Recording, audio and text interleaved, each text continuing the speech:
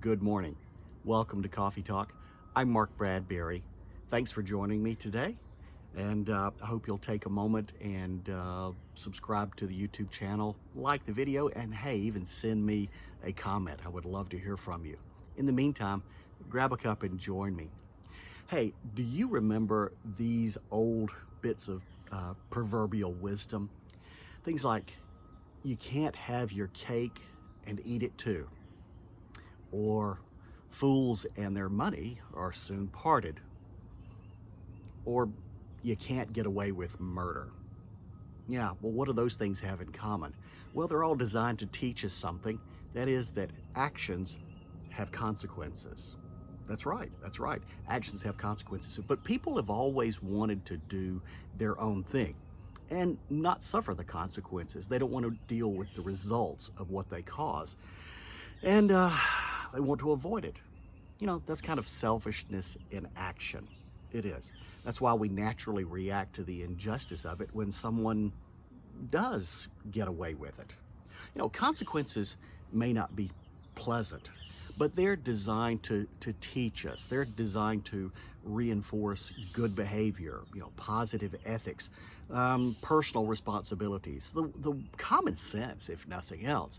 They're designed to teach us something. But when we bypass the consequences, or when we enable someone to skip the consequences of their actions altogether, we are losing a very critical learning experience.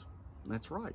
To shield someone from the consequences of their behavior is to really prevent them from learning something that they really need to learn about life. They miss that opportunity to grow and learn.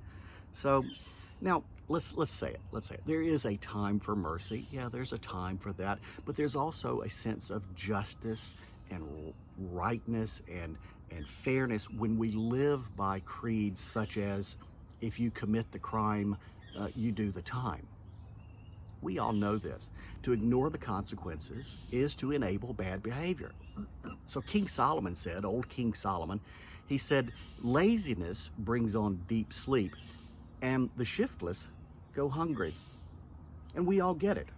Hunger is a consequence of laziness. You see, God does not condone or enable bad behavior. He does not condone irresponsibility. Now, old Apostle Paul wrote about this when he wrote to the church in Thessalonica. This is in ancient Greece, many, many centuries ago. You see, they had a little bit of a problem with lazy busybodies in their midst. And Paul said, hey, you know, this is a little problem because these guys are living off the goodwill of everybody else.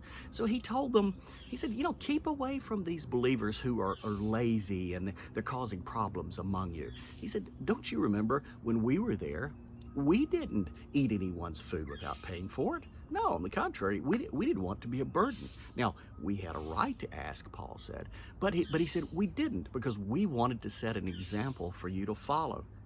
And we gave you this rule. To the one who is unwilling to work, neither let him eat. Wow, it sounds harsh. Now, Paul went on, he said, now, there are some lazy busybodies among you, and we tell them to earn what they eat. That's right, that was the instruction. And he said, you guys, now keep on doing good, don't stop doing good things, but for those who disobey, don't associate with them so that they can learn from their shame. Wow, that goes against the modern sensibility, doesn't it? He said, they're not an enemy, though. He said, they're family. Treat them like a fellow believer, like another brother and sister, and warn them. Now, consequences sound harsh, but I don't want you to miss that last part. He said the wrongful acting person was not an enemy. So his point was that the Thessalonians should warn that person as a member of the family of God. That is, brothers and sisters who work together, who serve together, who would lay down their lives for one another. A loving family does not enable irresponsible behavior. Simple enough. That's not love. A loving family allows the consequences of actions to take place. They allow wisdom to take its course so that love teaches it teaches and they learn, and the person grows stronger and wiser at life. They let the erring brother or sister grow. Yeah, think about it. Some consequences. But beyond that, as far as consequences go, let me give you this bit of good advice for today. Don't wrestle with a pig.